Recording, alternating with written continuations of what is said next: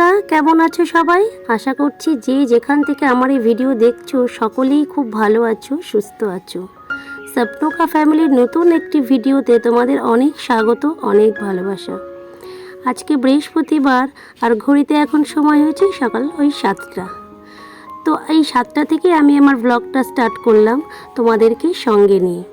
আশা করছি আমার ভিডিওটা আজকে তোমাদের খুবই ভালো লাগবে। তো দেখতে থাকো আমার ভিডিও। তো আজকে সকালে উঠেই বেশি কাজ আর করতে পারিনি।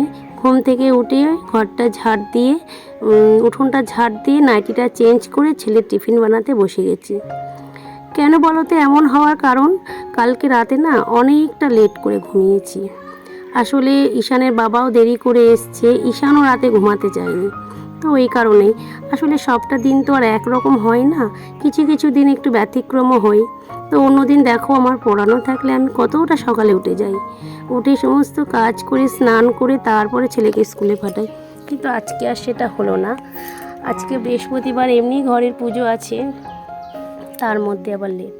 কি করা যাবে, সব দিন তো আর সমান যায় না। ওই বললাম এই রকমই হচ্ছে আজকে আমার সাথে। তো চলো সাথে থাকো, দেখতে থাকো আমার ভিডিওটা। সারাদিন আজকে কি করলাম চলো, ওকে রেডি করে স্কুলে পাঠিয়ে নিই, তারপরে আসছি তোমাদের সামনে। ঈশানকে দিয়ে কাকিমাদের বাড়ি থেকে এই ফুলগুলো আমি তুলে আনলাম। আসলে প্রত্যেক বৃহস্পতিবারে আমি কাকিমাদের বাড়ি থেকে জানো তো পান পাতা তুলে আনি। তো আজকে পান পাতা তুলতে গিয়ে এই দুটো কি ফুল, এটা ধুতরা ফুল, তাই তো? এই ধুতরা ফুল দেখলাম, তো ধুতরা ফুল দুটোর সাথে দুটো তুলসী পাতাও তুলে নিয়ে চলে আসলাম। আসলে যতটা কাজ এগোনো যায়, আজকে বৃহস্পতিবার এমনি লেট হয়ে গেছে, তো গিয়ে তাড়াতাড়ি করে চটপট কাজগুলো সেরে নিতে হবে। আর রান্নাটা অত চাপ নেই, কারণ সকালে ছেলেকে আজকে ভাত খাইয়ে পাঠিয়েছি। ভাত তো সেরকম খায় না, ওই নামেই এক গাল ভাত। তো খালি পেটে না কিছুদিন যাচ্ছিলো, মানে টিফিনটা করে দিচ্ছিলাম, টিফিনটাই খেয়ে আসছিল। কিন্তু ওর সমস্যা হচ্ছে, বাড়ি এসে বলছে মা পেটে ব্যথা হচ্ছে। তো এই কারণে আমাকে এক জেঠিমা বললেন যে একদম খালি পেটে ওকে পাঠাস না, যাই হোক এক গাল খেলেও দুটো ভাত খাইয়ে পাঠা, তো পেটটা ঠান্ডা ঠান্ডা থাকবে আর কি। তো এই কারণেই, যেহেতু ভাতটা দেখো আমাকে 8:30তেই করতে হয়, ওর দাদু ভাত নিতে আসে, তোমরা তো জানো। তো ওই জন্যই ভাতটা ওই 7টার আগেই বসিয়ে দিচ্ছি, তাহলে ছেলেও দুটো খেয়ে যেতে পারছে। তো এই কারণে তাই আজকে সকালে ধরো রান্নাটাও হয়ে গেছে, অতটা বেশি চাপ নেই। শুধু একটু পুজোটাই দেরিতে হবে, এটাই ব্যাপার। এতটা দেরিতে আমি পুজো করি না, তোমরা জানো। ঘুম থেকে উঠে স্নান করে আমি আগে পুজো দিয়ে নিই, মানে আমার ভালো লাগে দেরি করে পুজো দিতে। মনে হয় ঠাকুরটা উপবাসে যাচ্ছে অনেকক্ষণ, আমরা খাওয়া দাওয়া করে নিলাম, মানে এরকম একটা মনে হয়। আর তারপরে দুদিন ধরো বৃষ্টি গেছে, বৃষ্টিতে ঘর দূরের যা কী অবস্থা।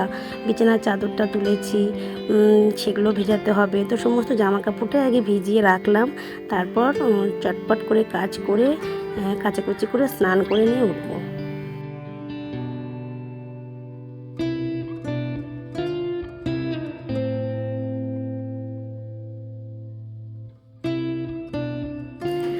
প্রত্যেক দিন, মানে প্রত্যেক বৃহস্পতিবারের আগে বুধবারে আর কি, আমি পুজোর বাসন না বিকালে মেজে রাখি।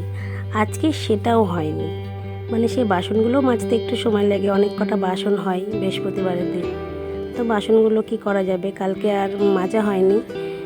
ওই যে বললাম সব দিন সমান যায় না, এটাই হচ্ছে।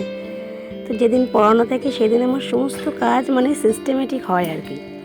পড়ানো না থাকলে ঘুম থেকে প্রথমত দেরি করে উঠি, তারপরে তো সমস্ত কাজের গণ্ডগোল সারাদিন আছেই, এই হয়। তবে একার সংসার, বলার কেউ নেই, নিজের মতো নিজে ইচ্ছে খুশি করি, এই আর কি।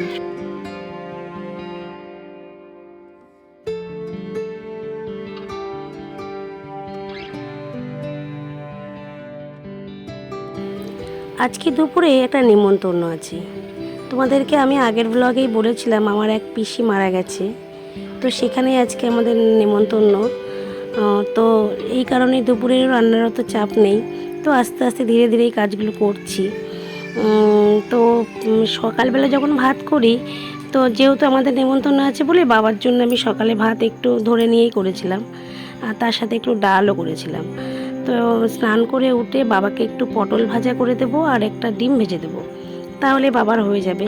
আসলে আমার শ্বশুরমশাই অতটা মানে হিচিবিচি খাবার পছন্দ করে না, ওনাকে একটু হালকা পাতলা করে দিলেই উনি পছন্দ করেন।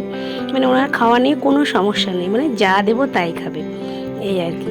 মানে যেদিন ধরো আমার সময় হলো না বা এটা ভাজাভুজি দিয়ে বাবাকে দিয়ে দিলাম, তো বাবা সত্যি সত্যি বাবা মানে চুপি মনে মানে কোনো কথা না বলেই খেয়ে নেয়। এটা একটা ভালো ব্যাপার। তো কি করা যাবে, আজকে মানে মাঝে সাঝে এরকম যেদিন হয় ধরো নিমন্ত্রণ আছে আমাদের, আবার বাবার একার জন্য অনেক কিছু মাছ টাছ রান্না করব, তো একটু ডাল বা একটা নিরামিষ তরকারি করে দিলেই বাবার হয়ে যায়।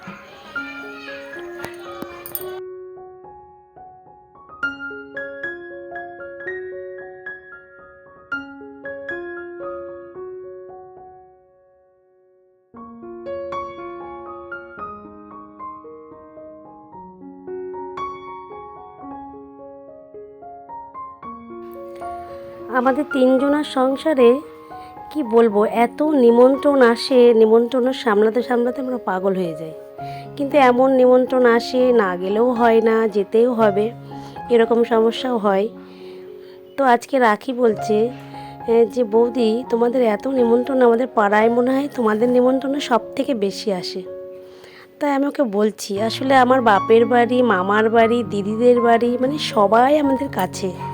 তো যার যেখানে যে যে অনুষ্ঠানই করে, আমি যেহেতু কাছে আছি আমাকে আর কেউ বাদ দেয় না, মানে আমাকেও বলে। এবার আমারও একটা অনুষ্ঠান করতে গেলে আমারও লোক হয়ে যায়, ছোট করে কিছু করতে পারি না, তো এটাই। তো আজকে নেমন্তন্নটা আমার ধরো যে পিসি মারা গেছে, সেই পিসি হচ্ছে আমার বাবার মাস্তুতো দিদি। কতটা দুঃসম্পর্ক বুঝতে পারছো? কিন্তু সেখান থেকেও আমাদের নিমন্ত্রণ এসছে, ওই যেহেতু কাছে আছি এই কারণে। তো কাছে থাকার এই হচ্ছে একটা সুবিধা, আবার অনেক অসুবিধাও বলতে পারো। যাই হোক, তো দেখো রোদের প্রচণ্ড তাপ, মানে আমি মাথায় খালি মাথায় আর জামা কাপড়গুলো মেলতে যেতে পারলাম না। মাথায় গামছাটা দিয়ে জামা কাপড়গুলো মেলছি, আর এই আড়াটা স্বপন বেঁধে দিয়েছে, অনেকটা উঁচু হয়ে গেছে, মানে সেই লাফিয়ে লাফিয়ে মেলতে হচ্ছে আর কি। তবে একটা সুবিধা আছে, নিচ দিয়ে কুকুর টুকুর গেলেও কোনো সমস্যা হবে না। মানে সব কিছুরই একটা ভালো দিকও আছে, একটা খারাপ দিক আছে, কি বলো তোমরা? আমার তো সেটাই মনে হয়।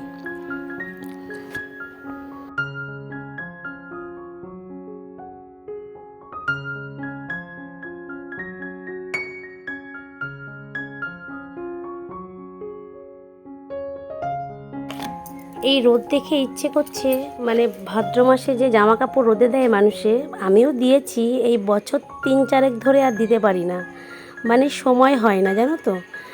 এই বাড়ি এসে থেকে আর দেওয়া হয় না, যখন কাকিমাদের বাড়ি ভাড়া ছিলাম তখন প্রত্যেক বছর দিতাম।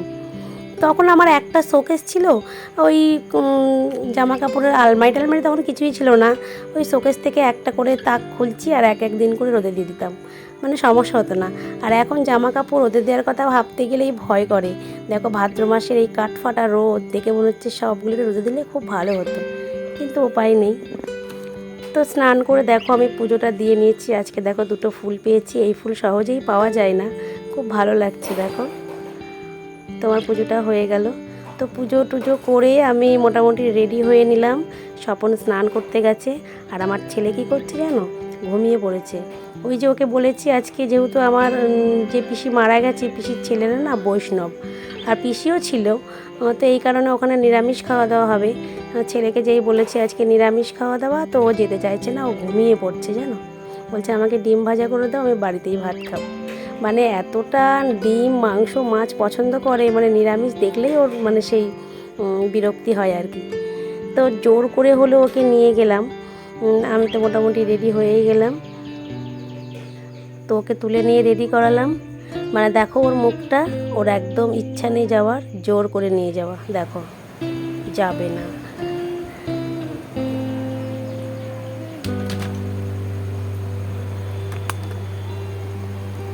তো চলো বেরিয়ে পড়বো আমরা। তো গিয়ে দেখো আমার এক দিদির সাথে দেখা হলো, এটা আমার তো দিদি, আর ওই যে দিদির মেয়ে, আর ওটা তো দিয়া, তোমরা চেনো। তো ওখানে গিয়ে কারোর সাথে সেভাবে দেখা হয়নি, শুধু এই দিদির সাথে দেখা হয়েছে, আর সবাই খেতে বসে গেছে, কেউ আসেনি এইরকম। তো যাওয়ার সময় কি হয়েছিল জানো, ভিডিও করতে করতে যাওয়ার সময় রাস্তায় অর্ধেকটা রাস্তায় গিয়ে মনে হলো যে গিফটই তো আনিনি। তো আবার ওখান থেকে রিটার্ন বাড়ি এসে সেই গিফটটা নিয়ে আবার গেলাম। আমার ছেলে বলছে মা তোমার ভিডিও করার জন্য আমাদের সব গন্ডগোল হয়ে যাচ্ছে। তো আমার ভিডিওটা আমি এখানেই শেষ করলাম। সবাই ভালো থেকো, সুস্থ থেকো, আবার দেখা হবে কালকে নেক্সট আর একটা ভিডিও নিয়ে। ততক্ষণ সবাইকে টাটা।